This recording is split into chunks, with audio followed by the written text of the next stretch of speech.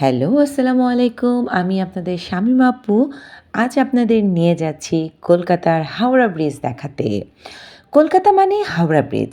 কলকাতার প্রবেশদ্বার বললে আজও আমরা সেই হাওড়া ব্রিজকে এক ঝলকে চিনে ফেলি।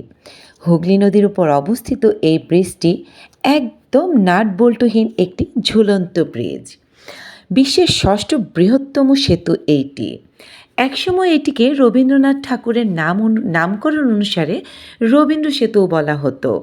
বাট এখনও আমরা এই ব্রিজটিকে হাওড়া ব্রিজ নামে চিনে ফেলি।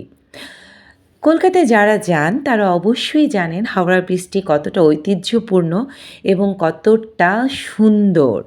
কত শত শত গাড়ি এখনও এটার উপর দিয়ে চলে যাচ্ছে এবং কত কিছুর সাক্ষী হয়ে দাঁড়িয়ে আছে এই হাওড়া ব্রিজ।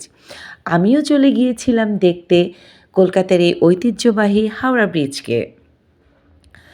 রাত যখন সন্ধ্যা হয়ে গেলে হাওড়া ব্রিজটা আলোয় আলোকিত হয়ে কলকাতা শহরটিকে আরও সুন্দর করে ফুটিয়ে তোলে এবং এখান থেকে কলকাতা শহরটাকে খুব সুন্দরভাবে বোঝা যায় যে এটাই হচ্ছে কলকাতা শহর। তো কেমন লাগলো আপনাদের কাছে আমার এই আজকের কলকাতার হাওড়া ব্রিজ দেখতে? অবশ্যই জানাবেন।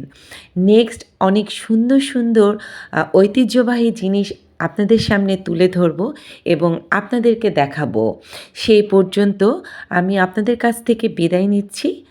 সবাই ভালো থাকবেন। ধন্যবাদ।